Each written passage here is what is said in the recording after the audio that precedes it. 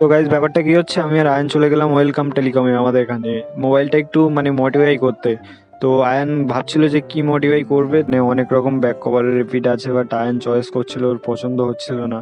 তো চয়েস করতে করতে ফাইনালি একটাই পছন্দ করে নিয়েছে, সেটা খুব সুন্দর, আমারও ভালো লাগছিল সেটা। লাস্টে ওর এটা কমপ্লিট হয়ে গিয়েছে, মানে কম্পিউটারে সব তুলে ওর এটা কমপ্লিট করে দিয়ে পরে ওরটা কমপ্লিট হয়ে গিয়েছে। তারপরে আমি চয়েস করছিলাম, বাট আমার একটাও পছন্দ হচ্ছিল না। ফাইনালি গাইজ একটাই পছন্দ হয়ে গিয়েছিল, সেটা লাস্টে চয়েস করে এটাই আমার পছন্দ হলো। তো ফাইনাল করে দিলাম যে এটাই আমার লাগবে, আমার এটা খুব সুন্দর লাগছিল, সেই জন্য আমি এটা নিয়েছি। তারপরে ওটাকে কম্পিউটারে নোট করে নিয়ে মেশিনে পেস্ট হচ্ছে, মানে কি বলবো, ওটা কাটছে, আমার নাম পেস্ট হচ্ছে, সবকিছু হচ্ছে। তো প্রচন্ড সময় লাগছিল। তো ফাইনালি কমপ্লিট হয়ে গিয়েছে এটা, মানে আমার ব্যাকগ্রাউন্ডে আমার নাম আছে, সেই জন্য একটু লেট হচ্ছিল। তো ফাইনালি কমপ্লিট হয়ে গেল আমাদের সব কমপ্লিট। তো কমপ্লিট হওয়ার পর ওখান থেকে এবার বাড়ি আসতে যাচ্ছিলাম, বাট আয়ন বললো আমাকে পার্টি দিতে হবে, তুমি ই করেছো কেন?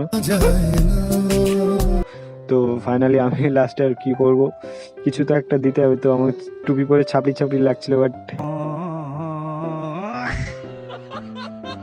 আয়ান তারপরে টুপি দেখে আরো হাসাহাসি করছে, আর ওর ফোনটা সেই লাগছিল, সেই জন্য বারবার দেখাচ্ছিল।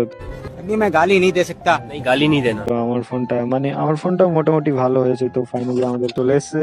তো আমরা যতক্ষণ খেতে থাকি, তোমরা চ্যানেলটাকে সাবস্ক্রাইব করে দাও। বাই দ্য ওয়ে, নেক্সট ব্লগে দেখা হবে। তো আজকে মিনি ব্লগটা এই পর্যন্তই ছিল।